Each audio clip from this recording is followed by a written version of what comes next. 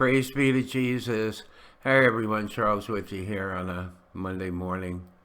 Hours before Pope Francis called for the abolition of capital punishment on Friday, he warmly embraced Grand Iman al-Taib, who has expressed his desire that Muslims who convert to Christianity should be executed. The world's best-known Muslim leader has also called homosexuality a disease, dismissed the idea of human rights as ticking time bombs, and has endorsed suicide attacks against Jewish men, women, and children. Earlier that day, in the pontiff's address to the International Association of Penal Law, Pope Francis compared the rhetoric of conservative politicians who oppose the homosexual agenda to speeches made by Adolf Hitler. These are actions that are typical of Nazism, that with its persecution of Jews, gypsies, people with homosexual orientation, represent an excellent model of the throwaway culture and culture of hatred, he said. When speaking to al-Taib, however, the Holy Father discussed the objectives in the document Human Fraternity for World Peace and Living Together, better known as the Abu Dhabi document, which he co-signed with the Grand Iman in February. The two religious leaders engaged in cordial discussions, according to the Vatican, talking about the protection of minors in the digital world and goals achieved since Pope Francis's recent visit to the United Arab Emirates.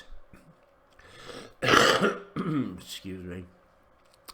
In 2016, al-Taib called for unrepentant apostates from Islam to be killed. The four schools of law all concur that apostasy is a crime, that an apostate should be asked to repent, and that if he does not, he should be killed, he said in an interview in Arabic on television, explaining. There are two verses in the Quran that clearly mention apostasy, but they did not define a specific punishment. They left the punishment for the hereafter, for Allah to punish them as he sees fit. But there are two hadiths on apostasy. According to the more reliable of the two, a Muslim can only be killed in one of three cases, one of which is abandoning his religion and leaving the community. Let's see. Sheikh al-Taib continued, we must examine these two expressions. Abandoning religion is described as leaving the community. All the early jurisprudence understood that this applies to someone who leaves his religion, regardless of whether he left and opposed his community or not.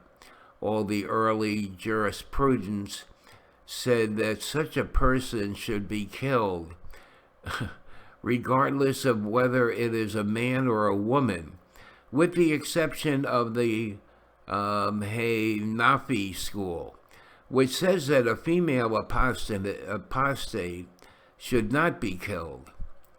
Asked about the exception for the female apostate, the Muslim theologian responded, because it is inconceivable that a woman would rebel against her community.